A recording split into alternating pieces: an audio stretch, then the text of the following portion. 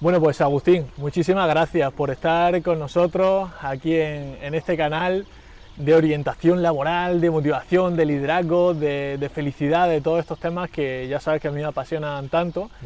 Y esta entrevista está destinada a todas esas personas que están estudiando en el cole, en el instituto, en la universidad y que tienen muchas dudas, están ahí perdidos, no saben qué hacer con sus vidas, no saben si realmente lo que están estudiando le va a servir o no les va a servir, y espero que esta conversación contigo les aporte algo. Ojalá. No sé si mucho o poco, pero vamos a tratar de que les Ojalá. aporte algo. Te doy las gracias por concederme este tiempo, por estar con nosotros aquí en este canal, en esta entrevista. Y sí que me gustaría empezar proponiéndote hacer un viaje, ¿vale? ¿Te apuntas a este viaje? Por supuesto. Muy bien. Por eso estamos. Perfecto, pues el viaje comienza cuando tú eras pequeño, ¿vale? Ahora mismo estamos aquí en una plaza pues súper a gusto, una placita aquí de Granada, que se escucha de fondo el ruidillo de una fuente, ya lo oiréis que a gustito estamos aquí. Pero tú no, cuando eras pequeño no estabas aquí en Granada, ¿dónde estabas?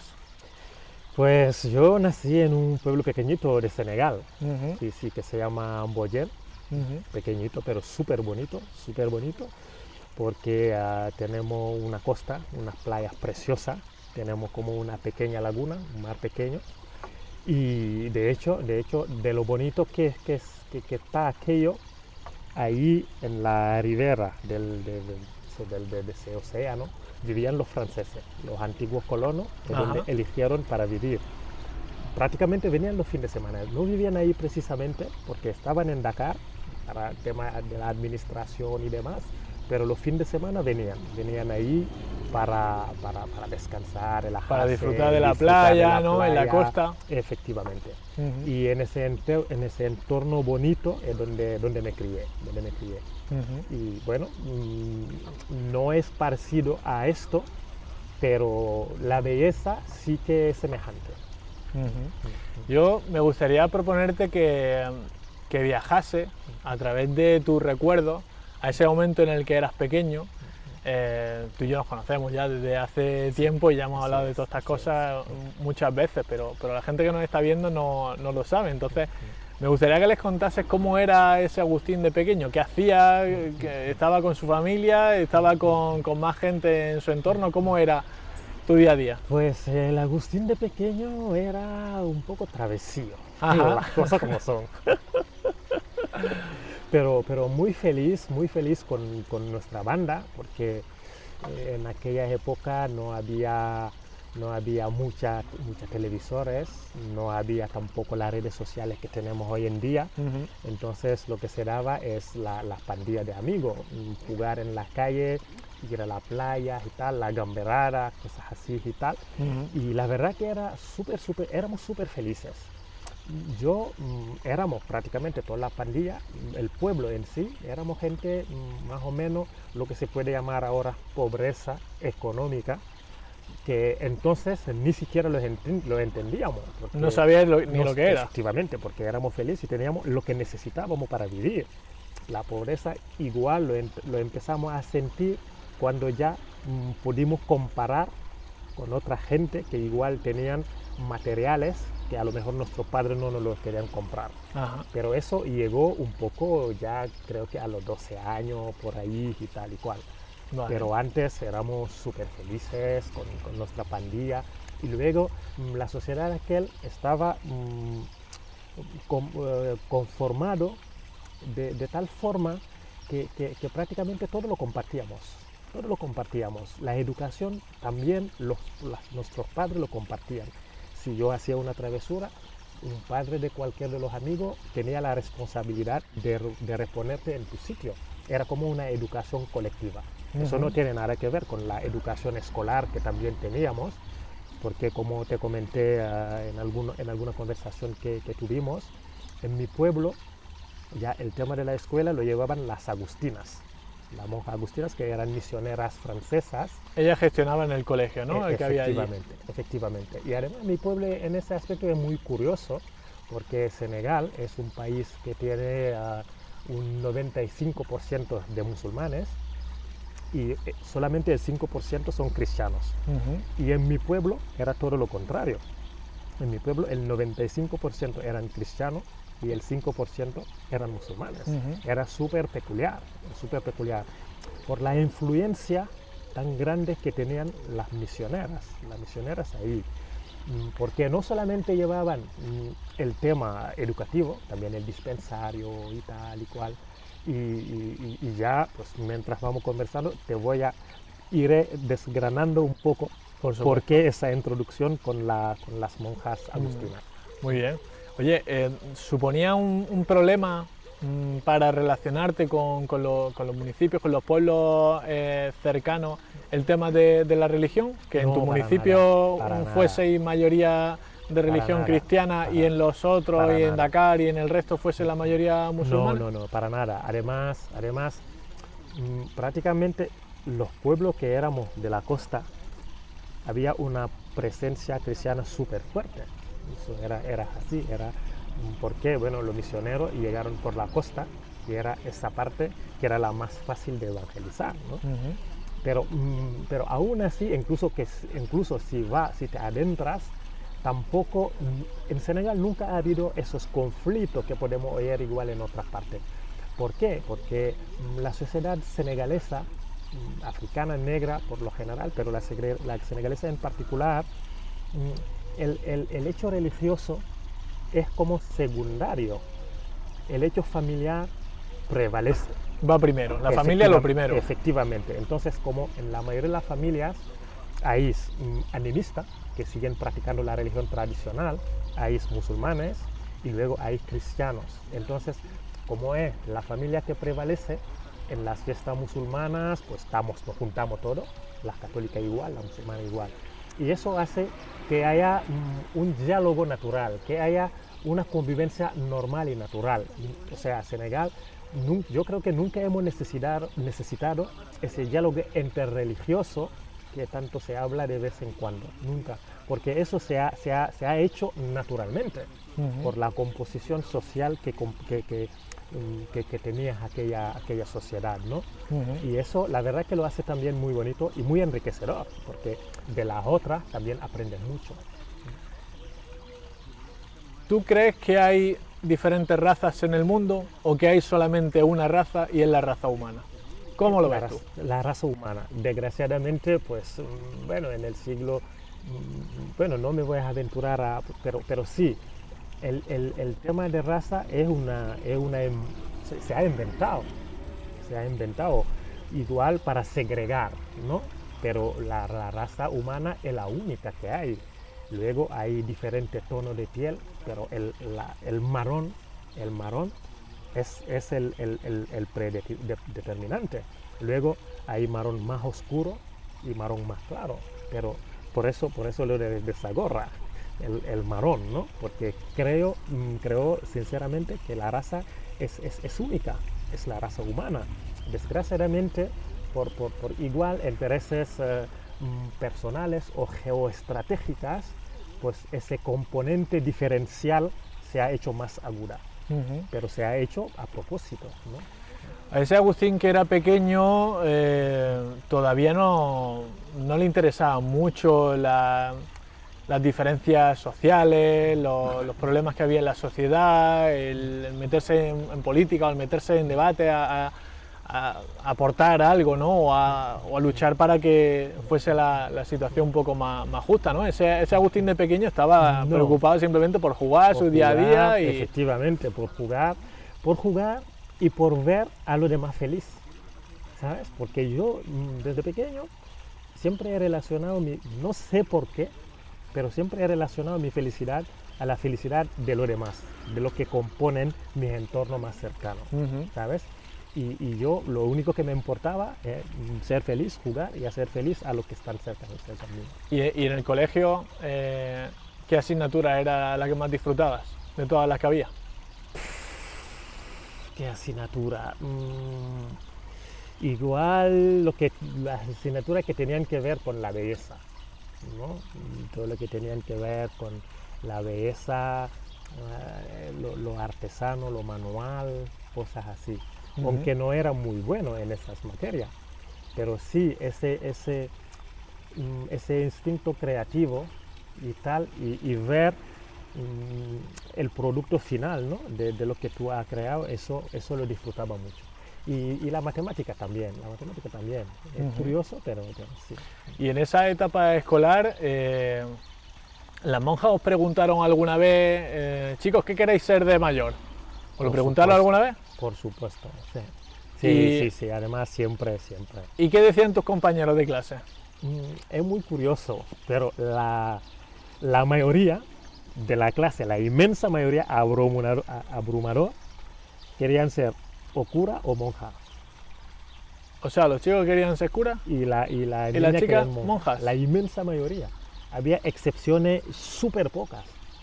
Porque por la influencia, ¿no? de las monjas y la labor que estaban haciendo ahí en el colegio, ¿no? Efectivamente, porque eran como referentes.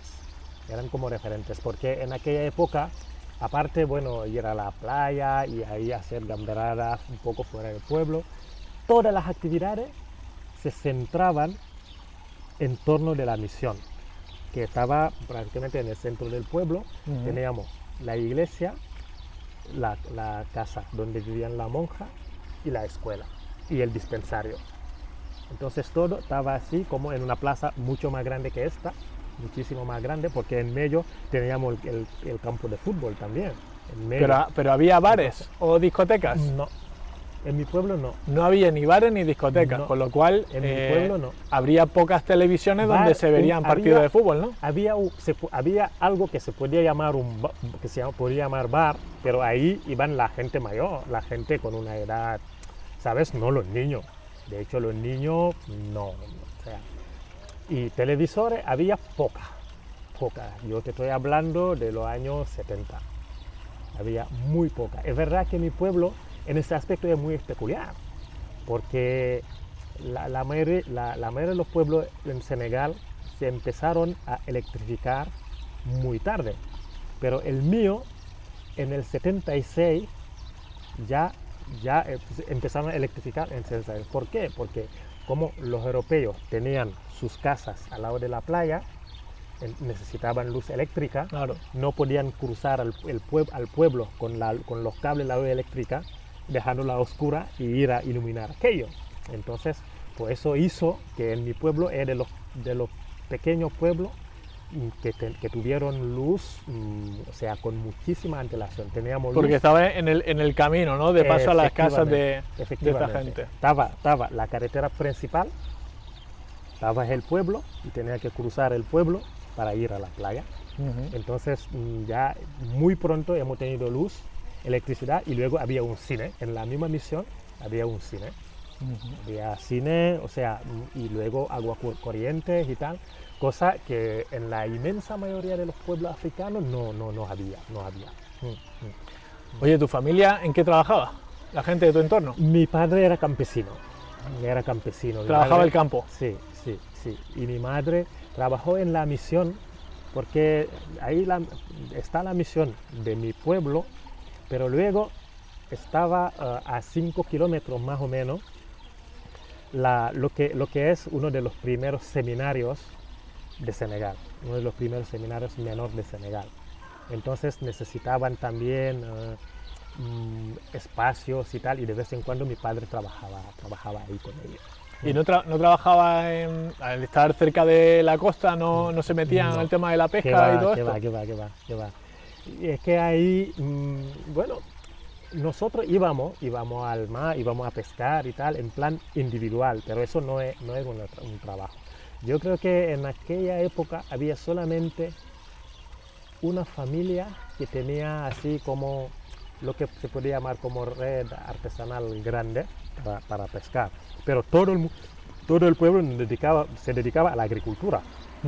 Todo el pueblo se dedicaba a la agricultura. Luego ahí había otros pueblos que estaban a unos 9-10 kilómetros, que sí, ahí sí había un puerto y había familia pescadores, había tal, había gente que vivían de la pesca.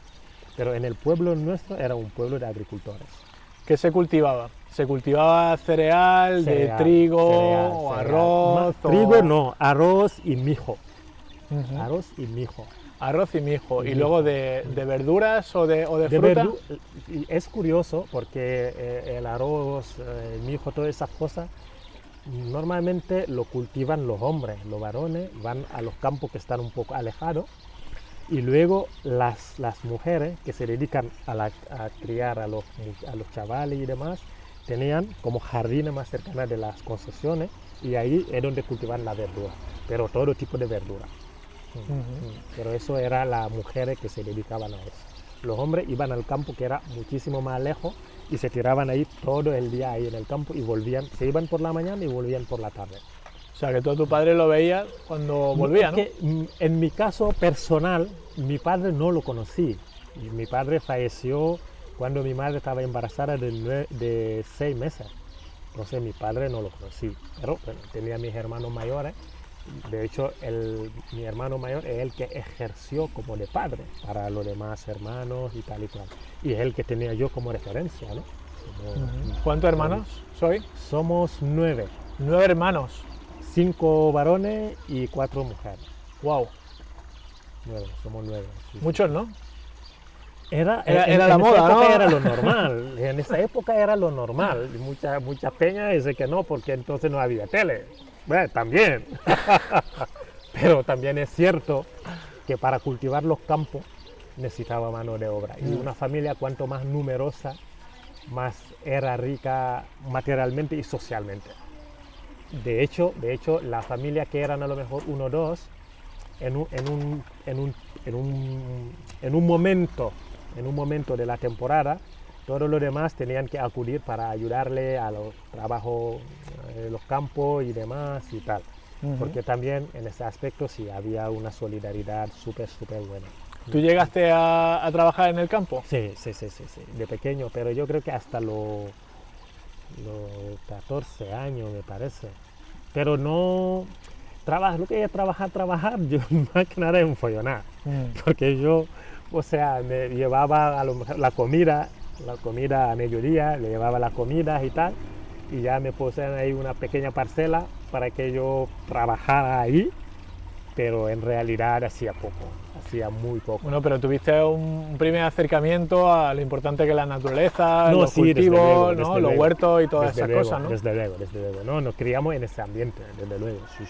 Y aprendiste de dónde venía No, la comida, sí, ¿no? Que sí, muchos sí, sí. No, muchos desde niños no luego. saben de dónde viene la comida hoy en día. Desde luego, ¿no? Y además, el hecho, o sea, ayudaba. Lo que pasa que el grueso del trabajo, lo hacían la gente que tenían un cierto potencial, ¿no? Para poderlo desarrollar, ¿no? Claro. No un niño de 10, 12 años. Los niños de 10, 12 años que éramos entonces, más bien nos llevaban para que tuviéramos una idea de lo que ha dicho. Para descubrirlo, para conocerlo desde pequeño, claro. Eso, el mecanismo, cómo se desarrollan las cosas, el material que se utiliza, cómo se llama, cómo se hace, cómo se fabrica. Muy bien.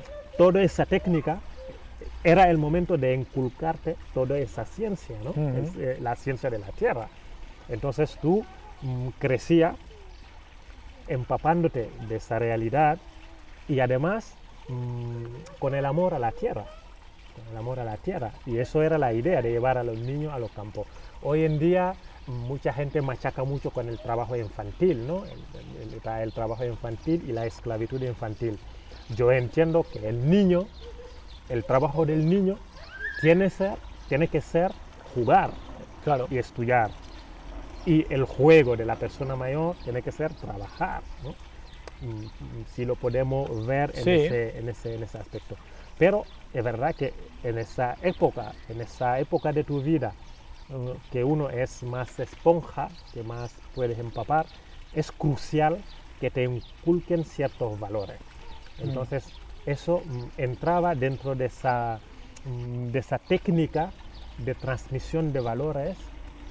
Eso es lo que llevaba a que los niños tenían que ir a los campos a descubrir lo que se suda, a descubrir lo que cuesta sacar las cosas, ¿no? ¿Y tus hermanos cómo lo vivieron? ¿Tus hermanos cuando eran pequeños bien. estuvieron trabajando o estuvieron jugando? Sí. No, trabajando. Luego, pero cuando eran pequeños... Es que los trabajos campestres, sí, eso son 4 meses como mucho. Claro. Como mucho, ¿eh? Jornalero, ¿no? Temporales. No, ni siquiera eso, porque en Senegal las clases empiezan en octubre. Y en octubre es clase. En octubre vamos a clase y tal y cual, hasta final de junio, julio. Entonces en julio empieza los trabajos campestres. Entonces es cuando ya se empiezan los labores en los campos y demás. Y están los niños, todos los niños están de vacaciones.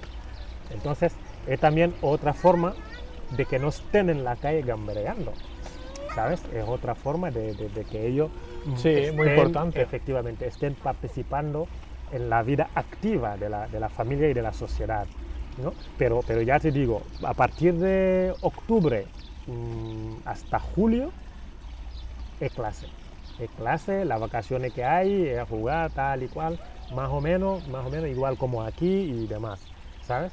Y tú, tus hermanos, cuando después de vivir toda esa experiencia igual que tú, ¿qué querían ser de mayores cuando les llegaba la pregunta también? ¿También decían lo mismo que decían los compañeros de monjas y curas?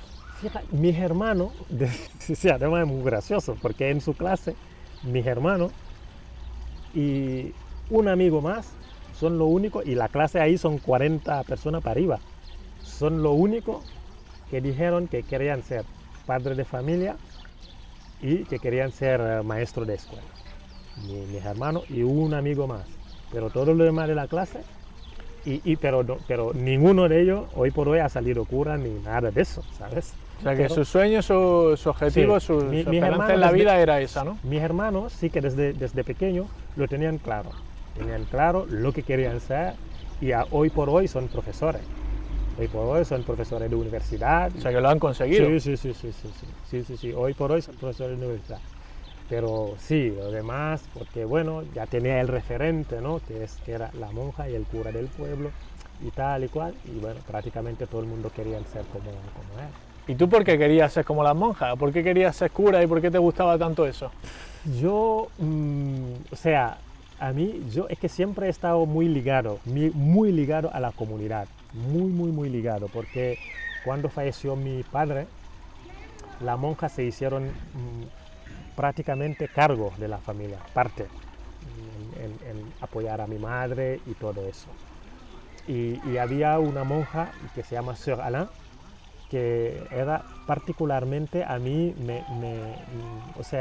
me abrumaba por su bondad, por la bondad que desde niño leía en sus ojos. Y yo quería ser como ella, porque ella, cuando nos veía feliz, es que se le notaba en los ojos la felicidad que desbordaba de ella. Tenía un brillo especial en la mirada, ¿no? Especial en la mirada. Era una cosa tremendo. Y solamente se lo veía a ella. Y veía que como que su felicidad estaba conectada a la nuestra. Y como siempre hacía para que nosotros seamos felices. Y yo, quería hacer eso. Porque es que, ya te digo, ese brillo, esa cara, esa felicidad, esa dulzura, es que solamente lo veía en ella. No en otra persona más en el mundo, solamente en ella. Y no, en realidad no entendía exactamente lo que era, no, porque bueno, cuando eres niño hay muchas cosas que a lo mejor tú lo conectas o lo relacionas con unas cosas y tal, lo idealiza muchas cosas y demás, y igual pues no tiene nada que ver con la realidad y tal, pero yo, en que cuando estábamos los chavales súper feliz, súper contenta, yo veía, y luego siempre yo procuraba que ella sea feliz para ver esa mirada suya, porque era bella, era tremendamente bonito. Es lo que hablábamos antes, ¿no? Que las asignaturas que más te llamaban la atención eran las relacionadas con esa belleza, ¿no? Ese concepto de belleza del que venimos hablando, eso relacionado con el arte, ¿no? Eso lo veías en ella, veías esa pureza, esa belleza en esa persona, ¿no? Quizá por eso se convirtió en un referente para ti y dijiste, oye, yo quiero seguir sus pasos para ser por lo menos un poquito parecido a esta persona, ¿no? Sí, sí. ¿Y cómo fuiste avanzando en tu vida Pues sí, para fue seguir muy- desarrollando esa esperanza? Fue muy curioso, fue súper, súper curioso, porque en el pueblo donde nací yo estuve hasta los 15 años, me parece. Y ya, pues mi hermano, el mayor, ya empezó de profesor a trabajar y tal, y compró una vivienda en la ciudad. Entonces, toda la familia nos mudamos en la ciudad, ¿no? Entonces, ¿A qué ciudad? Ambur, de Mboyen a Ambur. Son unos 20 kilómetros, 30 kilómetros más o menos, no me acuerdo. Pero sí, no está muy lejos. Entonces, nos mudamos y ya le perdí prácticamente de vista. Pero la imagen, los recuerdos, todo había quedado ahí. Y ya, pues con la adolescencia, también cambias prácticamente igual de valores, empieza tu escala de valor igual tambalea y tal y cual.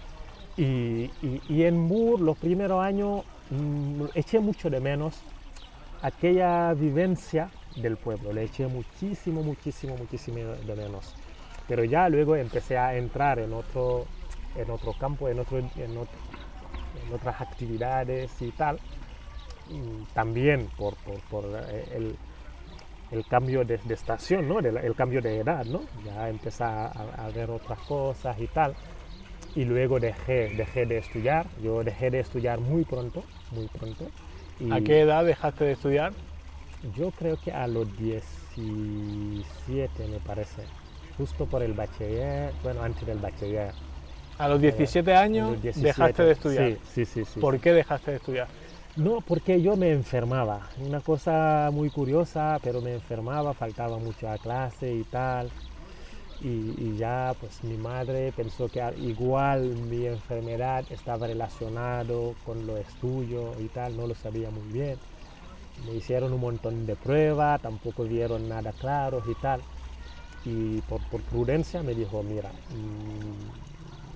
ya hasta aquí, hasta aquí. Y lo pasé mal, lo pasé muy mal, pero me insistieron y me decían, mi hermano, el mayor, entre él y mi madre, sobre todo mi hermano mayor, me decía, es que la felicidad y el éxito económico y social no tiene nada que ver con lo estudio. Y ya me puso ejemplo concreto en Senegal, de los más ricos, de los más que tenían más éxito social y económico y tal, y me dice, estos no han cruzado primario, ¿sabes? Entonces así me animó un poco y en casa, como teníamos una biblioteca, me dijo, él que me ha inculcado la lectura, y yo me considero autodidacta. Y me inculcó, me dice, es que tú sí quieres conocimiento, aquí tienes la biblioteca, y si quieres ser lo que sea, puedes ser lo que quieras. Eso no tiene nada que ver con cruzar estudio largo y tal y cual. Es una cuestión de voluntad. Si tú quieres, puedes. Y así me calmaron y así también cogí un poco gusto a la lectura, a buscarme un poco la vida, como sea. ¿Cómo se llama tu hermano? José, El que te decía todas estas cosas, José. pero nosotros lo llamamos Wally.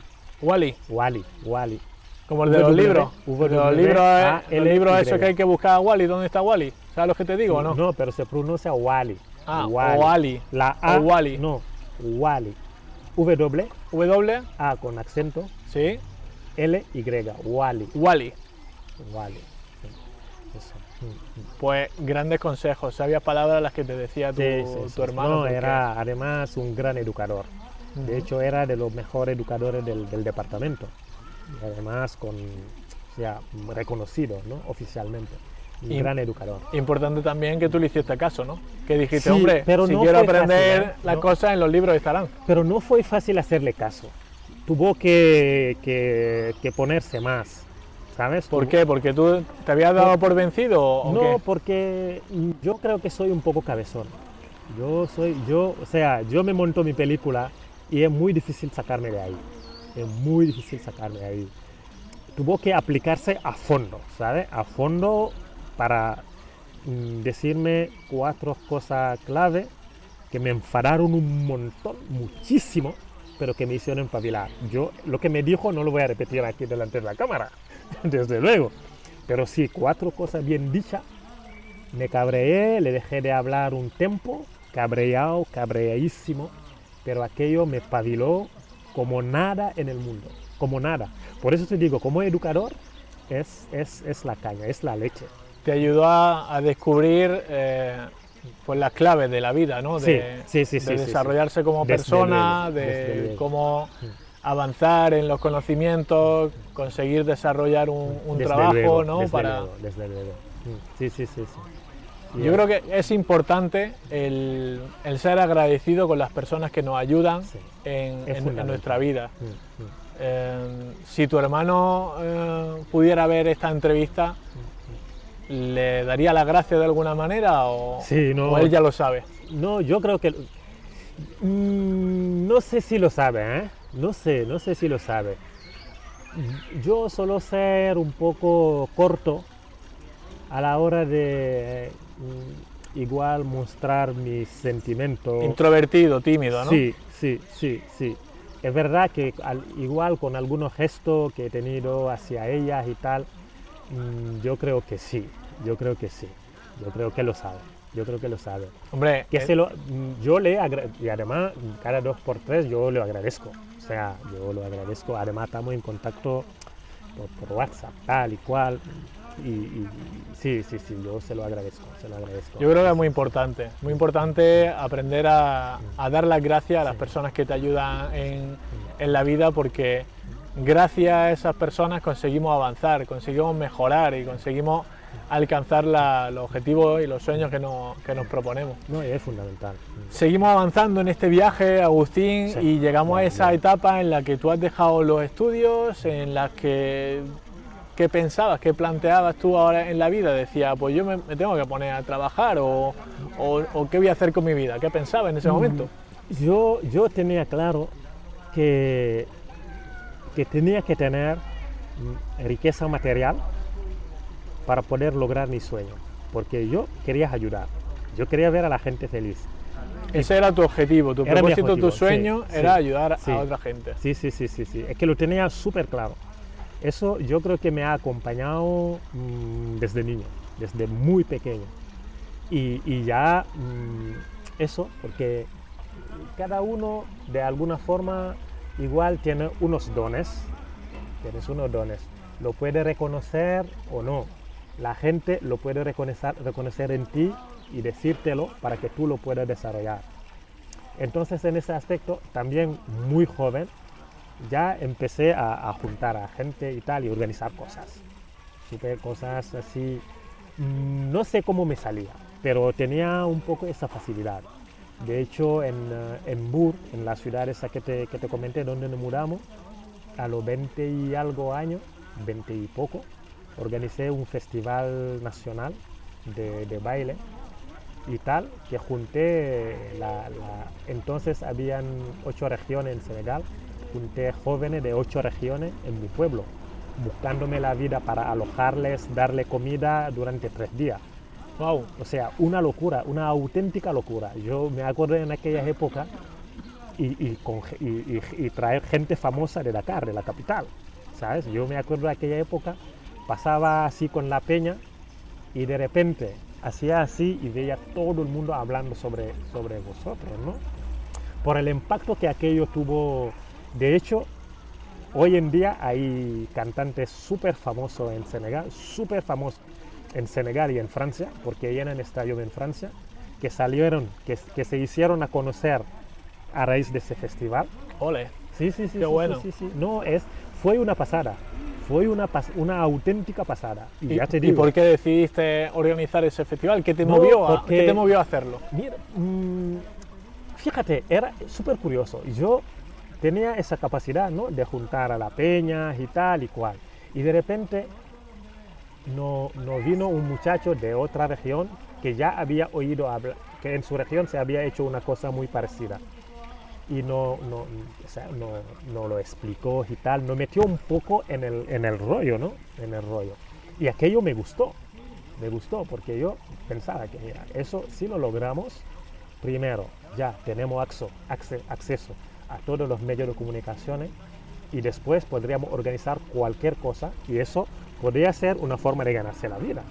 Claro. Aparte de juntar la peña, que lo pasen súper bien, pero también podría ser una forma aunque tenía un pequeño negocio en aquella época. Y cual. Entonces empezamos con todo el tema, con los contactos, viajes, tal y cual, y yo, como de la peña, el único que tenía el negocio era yo.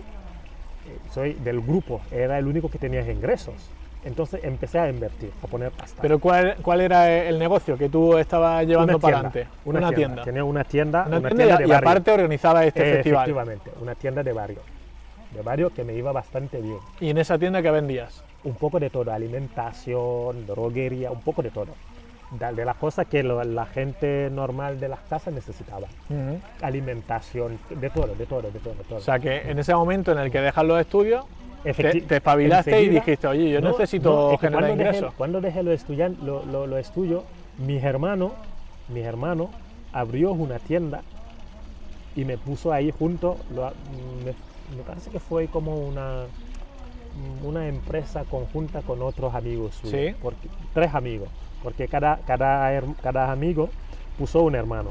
Éramos 3 gerentes de la tienda. Vale, 3 socios. 3 socios. Y fue bien. En un momento dado, fue tan bien que creamos otros 2 tiendas más. Entonces ya los socios se repartieron cada familia con su tienda. No. Cuando tuvieron las 3 tiendas, porque las 3 tiendas nació de la tienda que estábamos la primera. La primera. Entonces, ¿qué pasó? Luego dijeron que cada hermano gestione una tienda. Y ya me volví a Hamburgo. La tienda la abrimos en otra ciudad. Me volví a Hamburgo a gestionar esta tienda. Bien, pum. De repente, las otras tiendas empezaron a tener problemas. Y yo empecé a ayudarle. Cuando ya tenían problemas económicos, yo les ayudaba. Y pasó tiempo que siempre era lo mismo, ellos no hacían beneficio, encima yo le levantaba. Entonces mi hermano dijo, esto no puede seguir así, ya no repartimos la tienda, cada uno que se busque la vida. Pero para eso los trabajadores, si ya tienen ahorro, que cada uno se compre la tienda donde trabaja, si tiene ahorro. Si no tiene ahorro, ya vemos cómo hacerlo. Entonces yo tenía mi ahorro y ya compré la tienda esa donde estaba. Y ya cuando empecé con mi propio negocio. Entonces, como tenía ese negocio, pues ya cuando me comentaron lo del festival y tal, dije, eso tiene que ser la leche. Tenías visión emprendedora, ¿no? Sí, mucho. Y hacía más negocios, tal y cual, todo muy legal, muy bien calculados y tal y cual. Aparte del festival, ¿qué otras actividades organizaste? Actividades, sí, pero todo, porque bueno, cuando se es joven, todo va, tema de arte, cosas así. Lo que te interesaba, en la música, los grupos de música que te gustaban, querías que tocaran ahí en tu ciudad. En mi ciudad organizaba también eventos de esos en mi ciudad y tal, y la verdad que siempre pues, solía tener bastante éxito. De hecho, por eso me lancé con el tema del festival, ¿no? Y la verdad que aquello fue una pasada. Pero al nivel social y en medios de comunicaciones y tal. Pero al nivel económico, no. Porque había gastado demasiado. Porque entonces no te era... sirvió para conocer a muchísima gente, pero no conseguiste que fuera muy rentable. Ahí está, porque yo no era... Entonces no era muy consciente, tampoco yo he cruzado estudios no, yo iba por intuición. Entonces, ¿qué pasa? Yo tenía la responsabilidad de que toda la gente que han venido de otra ciudad estén bien. Entonces gasté muchísimo dinero, pero imagínate, cientos de personas, claro, alojamiento, comida, desplazamiento, transporte. 3 días, ¿sabes? Claro. 3 días, o sea, fue una locura. Fue una auténtica locura, aunque el alojamiento yo lo negocié, pues me dejaron un colegio bastante grande, me fui a un centro como era vacaciones, me dejaron colchones y tal, y lo metí ahí. Total, en alojamiento no gasté. En donde gasté fue en transporte y en comida. Porque era desayuno, comida y cena. Desayuno, comida y cena. O sea, fue una locura. Con el paso del tiempo y ahora con la distancia ya de los años, ¿volvería a organizar un festival de este tipo con toda la experiencia y los conocimientos que has adquirido? Sí.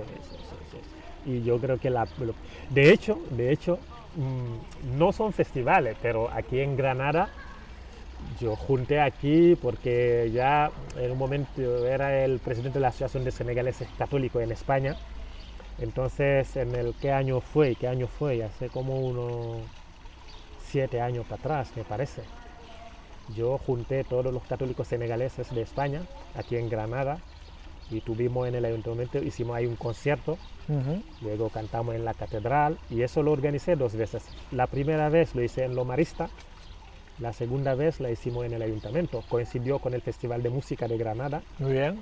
Y ya no hicieron un hueco y súper bien. Estas cosas, sí, ya, o sea, sí, yo sé que lo muevo, ¿sabes? Es verdad que ya uno se va haciendo grande, se va haciendo mayor, y como que a lo mejor luego se te falta la chispa, ¿no? Falta así el... Pero para eso está la colaboración de la gente joven que viene con esa gana y tú pones la experiencia y los conocimientos, y ahí se forma un equipo, ¿no? Sí, pero ya te digo, aquí en Granada he montado cosas súper chulas, porque fueron realmente chulas, porque lo que hicimos, cantamos el sábado, cantamos en el ayuntamiento, el festival, el domingo cantamos en la catedral, y luego por la tarde, ahí en la Cartuja, hay un espacio súper grande en Lo Comboniano, ahí invitamos a toda la gente que colaboran en materia de migraciones,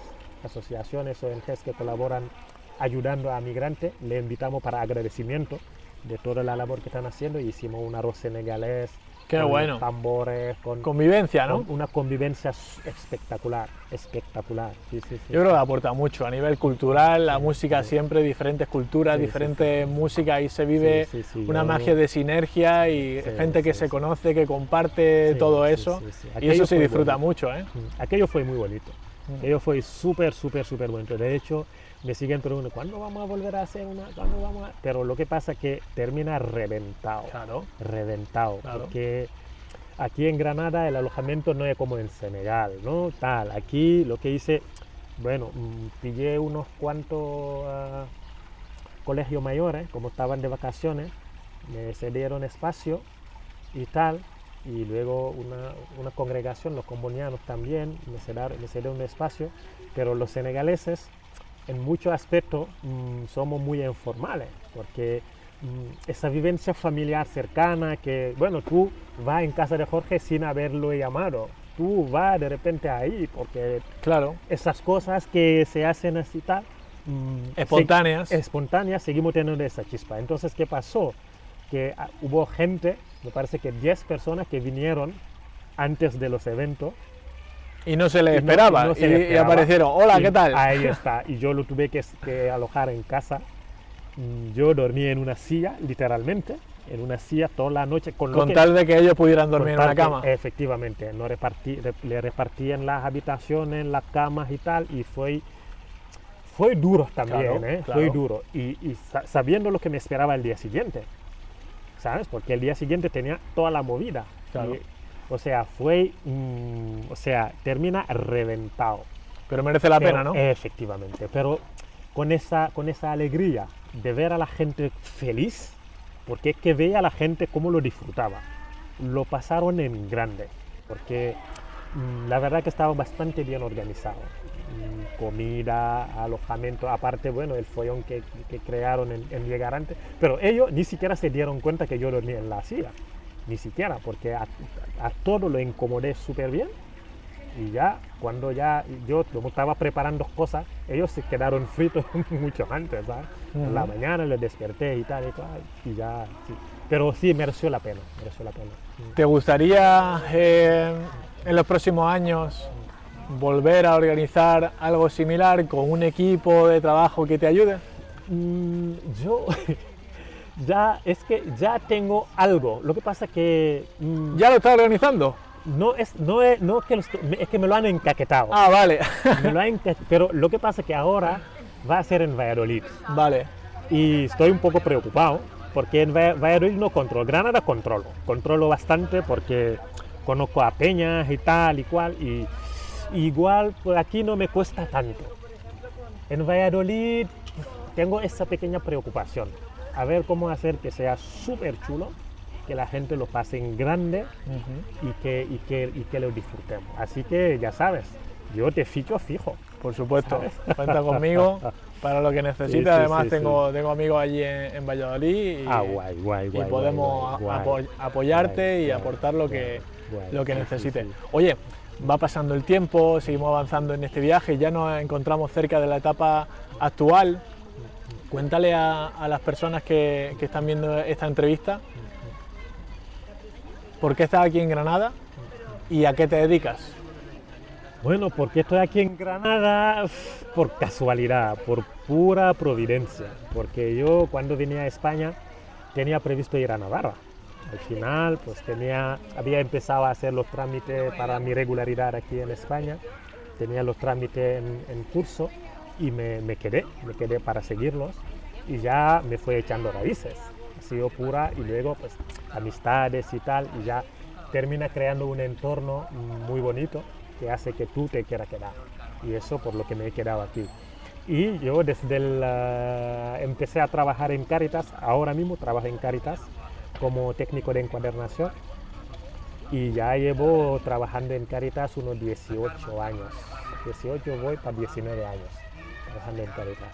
Y en Cáritas, pues básicamente lo que hacemos es recibimos gente necesitadas que viene de las Cáritas parroquiales.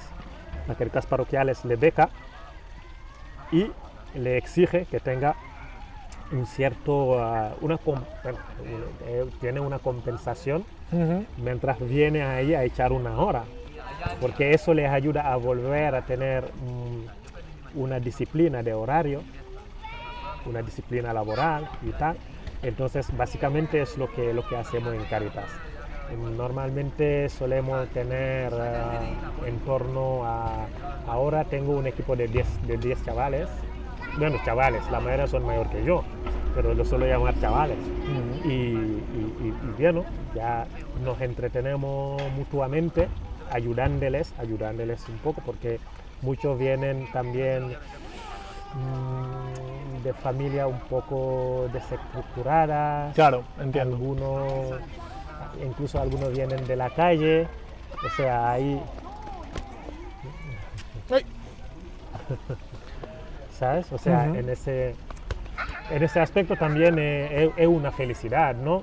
Poder estar ahí en ese programa y prácticamente siguiendo un poco mi vocación, ¿no? Y luego, pues en mi tiempo libre, que también tengo tiempo libre, yo al final me pillaron por un partido político, un partido pequeño que ha crecido mucho en estos últimos años, y cosa que me ha pillado un poco desprevenido, porque yo jamás en mi vida pensé que iba a entrar en política. Pero como yo desde que estoy en Granada me muevo en activismo, en defensa de los derechos de los inmigrantes, sí. Entonces pues era como un paso más. El entrar en política era como un paso más para hacer valer más los derechos de los inmigrantes. Muy bien. Y ahí andamos haciendo cosas y logrando cosas súper grandes, porque ahora mismo estamos con una ILP, una iniciativa de legislación popular, sí. legislativa popular, que nos costó lo suyo para que el Congreso lo aprobara, porque le rechazaron 2 veces, a la tercera va la vencida, y ya estamos con una recogida de firma, una movida muy gorda a nivel de España. Y ya me parece que al principio de marzo es cuando vamos a hacer el lanzamiento oficial en medios de comunicaciones y tal. Muy bien. Para poder, y ya estaremos pendientes para echar una mano en lo que podamos. Agustín, hemos llegado al final de este viaje. Me gustaría terminar dejándote un comentario libre, que tú pues compartas con todas las personas que nos están viendo, con esos alumnos de cole, de instituto, de universidad. ¿Qué te gustaría decirles? Pues, ¿Qué es lo que considera lo más importante que les puede ayudar? pues que el objetivo que nos pongamos en la vida, que sea procurar que los demás sean felices, porque en su felicidad reside la nuestra, y que seamos felices, que es muy importante. Y para eso hace falta derechos sociales, hace falta un montón de cosas, pero en todos los aspectos, en todos los campos que nos desarrollamos, podemos procurar que los demás sean felices. Me parece un buen consejo. Vamos a intentar ponerlo en práctica en nuestro entorno más cercano. Bien. Y nada, no me queda otra cosa que darte las gracias por este ratito. Espero que haya sido un viaje agradable. Gracias a ti. Y nada, y senténdolo mucho con los ruidos de fondo que se han podido. Es lo que tiene. Estamos en mitad de una plaza. Cuando llegamos no había nadie. Ahora mismo, viernes por la tarde, ¿qué queréis? Está llena de gente. Agustín, ha sido un placer. Muchísimas gracias. Muchísimas gracias, Jorge, siempre, que es siempre un placer y tú lo sabes. Y aquí estamos para lo que haga falta. Perfecto. Gracias, Agustín. Gracias a ti. Gracias.